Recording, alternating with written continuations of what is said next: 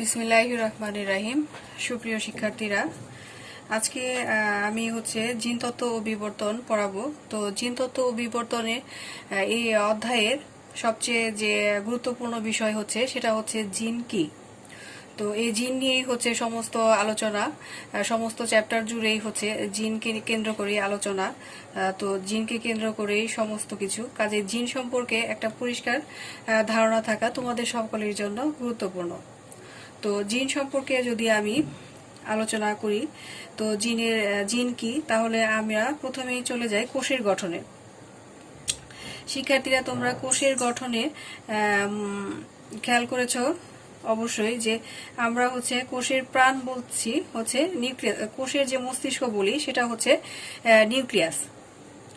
তো ধরে নিই এটা যদি একটা কোষ হয় এবং কোষের নিউক্লিয়াস হয়, তাহলে এই কোষের নিউক্লিয়াসে তোমরা অসংখ্য সুতার মতো যে অংশগুলো বর্ণনা পড়েছ, সেগুলোকে আমরা কি বলবো?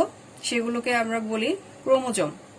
এই যে ক্রোমোজোম, বিজ্ঞানী বোভেরি 1933 খ্রিস্টাব্দে প্রমাণ করেছিলেন যে এই ক্রোমোজোমগুলোই সমস্ত বংশগতির ধারক ও বাহক। তো এই যে ক্রোমোজোমের গঠনে আমরা দেখব যে ডিএনএ একটি উপাদান রয়েছে, যে ডিএনএটি এই ক্রোমোজোমের একমাত্র স্থায়ী রাসায়নিক পদার্থ এবং কি বংশগতির বাহক। তো ক্রোমোজোমের কোনো একটা ক্রোমোজোম দেখা যায় যে একাধিক বৈশিষ্ট্য প্রকাশ করে। তো একটা ক্রোমোজোম একটা বৈশিষ্ট্য প্রকাশ করে এমনটা নয়, তো একটা ক্রোমোজোম অসংখ্য বৈশিষ্ট্য করে। এই যে ক্রোমোজোমের মধ্যে যে স্থায়ী রাসায়নিক পদার্থ হিসেবে ডিএনএ রয়েছে, এই ডিএনএটাই মূলত বংশগতির ধারক ও বাহক। তাহলে আমরা ক্রোমোজোম কি বলে, জিন বলতে বুঝি যে ডিএনএ অণুর একটি খণ্ডাংশ, ডিএনএ অণুর একটি খণ্ডাংশ যা বংশগতির মৌলিক ভৌত এবং কার্যকরী একক এবং বংশ থেকে বংশান্তরে জীবের বৈশিষ্ট্য বহন করে। তাহলে কি বলে, জিন এই ডিএনএ অণুর একটি খণ্ডাংশ। তো ডিএনএ দেখা যায় যে পুরো অংশটাই কিন্তু এই যে বংশগতির যে বাহক হিসেবে কাজ করে তা কিন্তু নয়। আমরা তাহলে জিন হিসেবে যে কথাটা, জিন হিসেবে যে সংজ্ঞাটা একদম পরিষ্কারভাবে বলবো, সেটা যে ডিএনএ অণুর যে অংশটি আরএনএ তৈরি করতে পারে এবং এই আরএনএ থেকে পরবর্তীতে যে প্রোটিন তৈরি হয়,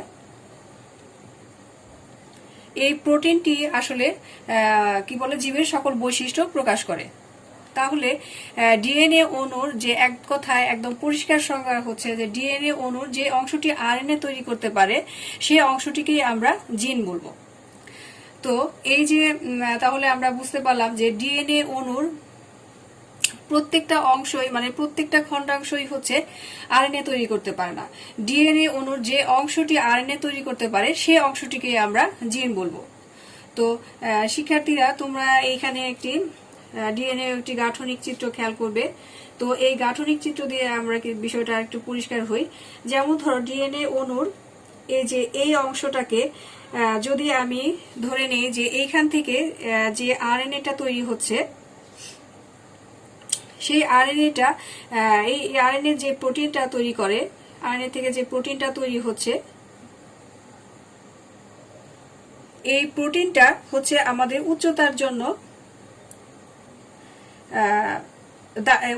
জন্য যে দায়ী বৈশিষ্ট্য বা উচ্চতার যে বৈশিষ্ট্যটা প্রকাশ করবে, সেই বৈশিষ্ট্য প্রকাশের জন্য ডিএনএ এই অংশটা দায়ী। আবার ধরা যায় যে ডিএনএ যদি এই অংশটাকে আমরা ধরি, এইখান থেকে আমরা যে আরএনএটা পাবো, সেই আরএনএ যে প্রোটিনটা, সেই প্রোটিনটা আমাদের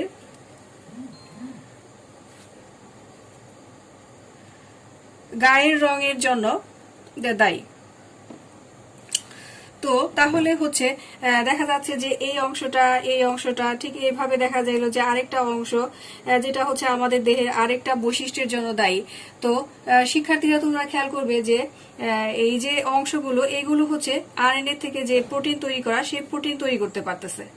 তো এই যে এক একটা প্রোটিন হচ্ছে এক একটা বৈশিষ্ট্য হচ্ছে নিয়ন্ত্রণকারী হিসেবে কাজ করতেছে, কিন্তু এই যে মাঝখানে যে কিছু ফাঁকা কিছু আছে যেগুলো হচ্ছে আরএনএ তৈরি করতে পারে না।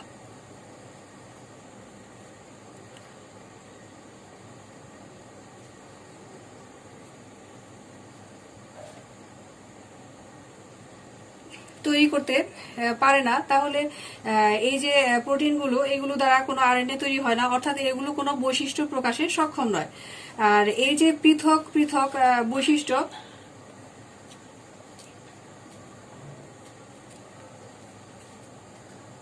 হ্যাঁ, তাহলে এই যে ডিএনএ এই যে এই অংশ থেকে দেখা গেল যে আরেকটা বৈশিষ্ট্য আমরা পাই, যেমন ধরি হচ্ছে আমাদের চুলের যে গঠন, সেই চুলের গঠনের বৈশিষ্ট্যটা এই অংশটা প্রকাশ করছে। তো তাহলে পৃথক পৃথক ভাবে ডিএনএর এক একটা অংশ পৃথক পৃথক ভাবে এক একটা বৈশিষ্ট্যকে প্রকাশ করছে। এই যে পৃথক পৃথক ভাবে এক একটা বৈশিষ্ট্যকে প্রকাশ করছে, এটাই হচ্ছে তার জিন। তো আমরা হচ্ছে দেখা যায় যে আমাদের ডিএনএর যে গঠন রয়েছে, সেই গঠনের হচ্ছে 30% হচ্ছে প্রোটিন তৈরি করতে পারে, হচ্ছে প্রোটিন তৈরি করে 30%, আর বাকি 97%ই পারে না। তার মানে এই বাকি যে হচ্ছে 30% প্রোটিন তৈরি করতে পারে জিনে, এই 30%ই হচ্ছে গিয়ে আমাদের হচ্ছে জিনগুলোকে বহন করে, আর বাকি অংশ হচ্ছে জিন বহন করে না। তো জিনের এই যে আমরা হচ্ছে গিয়ে গঠনটা মোটামুটি তাহলে বুঝলাম যে ডিএনএ অণুর যে অংশটি আরএনএ তৈরি করতে পারতেছে, এবং সেই আরএনএ যে প্রোটিন তৈরি করে, সেই প্রোটিনটাই আসলে মূলত আমাদের বিভিন্ন বৈশিষ্ট্য প্রকাশ করে থাকে। তো আমরা তাহলে এখন চলে যাই ডিএনএ এর গঠনে। তো ডিএনএ এর গঠনটা আসলে খুবই জটিল, কিন্তু এখানে খুব সহজ আকারে দেখানো হয়েছে যে এই যে ডিএনএ এর গঠনে হচ্ছে প্রথমে দেখতে পাচ্ছি যে প্রোমোটার, আর রয়েছে হচ্ছে কোডিং রিজন, তারপরে হচ্ছে টার্মিনেটর। তো প্রোমোটরটা হচ্ছে এমন একটা বিষয় যে হচ্ছে গিয়ে এই যে কোডিং রিজনটা, এখানে হচ্ছে প্রোটিন তৈরি হয়। তো এই যে প্রোমোটরটা এই যে প্রোটিন তৈরিতে এখানে উৎসাহ প্রদান করে, আর টার্মিনেটরটা যে এই যে কার্যক্রমটা, এই কার্যক্রমটাকে স্টপ করে দেয়, এই কার্যক্রমটাকে বন্ধ করে দেয়। তাহলে ডিএনএ অণুর ডিএনএর যে খণ্ডাংশ অর্থাৎ জিন, যে সেই জিনের গঠনে আমরা দেখব যে এই যে প্রোমোটরটা হচ্ছে প্রোটিন তৈরি করতেছে, আর এটা টার্মিনেটরটা হচ্ছে এই যে প্রোটিন উৎপাদনটাকে এটাকে থামিয়ে দিচ্ছে বা বন্ধ করছে। তো এই যে কোডিং রিজনটা, আসলে এই কোডিং রিজনটা হচ্ছে মূলত হচ্ছে এই জিনের প্রোটিন তৈরির অংশ। তো এই যে প্রোটিনের যে কোডিং রিজনটা, তো এই কোডিং রিজনটার যদি গঠন আমরা আবার খেয়াল করি, তাহলে দেখব যে এখানে রয়েছে এক্সন 1, ইন্ট্রন 1, এক্সন 2, ইন্ট্রন 2। তো এইভাবে ঠিক ভাগ করা হয়েছে। তো এই যে এক্সন এবং ইন্ট্রন, এগুলো হচ্ছে যে প্রোটিন তৈরির যে ইনফরমেশনটা থাকে আর কি। তো এই যে এক্সনটা হচ্ছে মূলত হচ্ছে প্রোটিন তৈরি করে,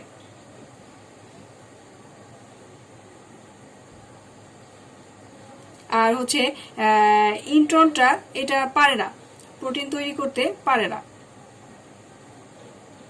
অর্থাৎ এই যে প্রোটিন বা কোডিং রিজন বা প্রোটিন তৈরির যে জায়গাটা আছে, সেই জায়গাটার বা গঠনে যে অংশগুলো আমরা দেখতে পাচ্ছি যে এই অংশটিও পুরোপুরিভাবে প্রোটিন তৈরি করে না বা প্রোটিন তৈরি করতে পারে না। তাহলে আমরা হচ্ছে ডিএনএ এই যে গাঠনিক চিত্রটা এবং কি এই যে ডিএনএ অণুর যে প্রোটিন তৈরির যে অংশটা, যে অঞ্চলে হচ্ছে প্রোটিনটা তৈরি হচ্ছে, সেই অংশটা আর কি গাঠনিক চিত্র আমরা মোটামুটি দেখলাম। তাহলে জিনের এই আলোচনায় আমরা যদি হচ্ছে জিন সম্পর্কে একদম সারাংশ বা মূল কথাগুলো আমরা বলতে চাই, তাহলে জিন হচ্ছে কি? জিন হচ্ছে ডিএনএ অণুর সেই অংশটি, যে অংশটি আরএনএ তৈরি করতে পারে, আমরা সেই অংশটিকেই বলবো জিন। আর হচ্ছে জিনের গঠনে যেটা আছে হচ্ছে প্রোমোটর, কোডিং রিজন, টার্মিনেটর। তো এই যে কোডিং রিজন, এই কোডিং রিজনটা হচ্ছে প্রোমোটরটা হচ্ছে প্রোটিন তৈরিতে উৎসাহ প্রদান করে, আর টার্মিনেটর হচ্ছে এই যে ঘটনাটিকে এটাকে স্টপ করে দেয়। আর হচ্ছে কোডিং রিজনের কয়েকটি অংশ রয়েছে আবার, সেটা হচ্ছে এক্সন 1, ইন্ট্রন 1, এক্সন 2 এবং ইন্ট্রন 2। তো এই যে এক্সন 1 এগুলোই মূলত আসলে প্রোটিন তৈরি করে, আর হচ্ছে ইন্ট্রন 1 বা ইন্ট্রন 2 এগুলো আসলে কোনো প্রোটিন তৈরি করতে পারে না। তো এটাই হচ্ছে গিয়ে জিনের হচ্ছে মূল বা সারাংশ। তো এরপর আমরা চলে যাই জেনেটিক্সে।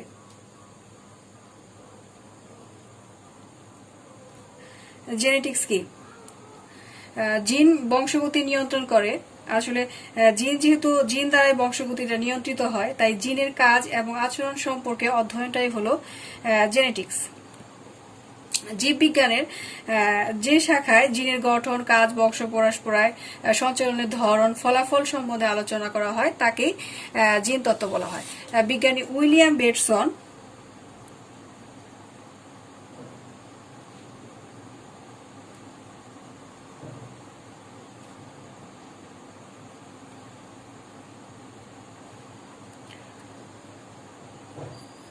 সর্বপ্রথম এই যে জেনেটিক্স শব্দটি ব্যবহার করেন।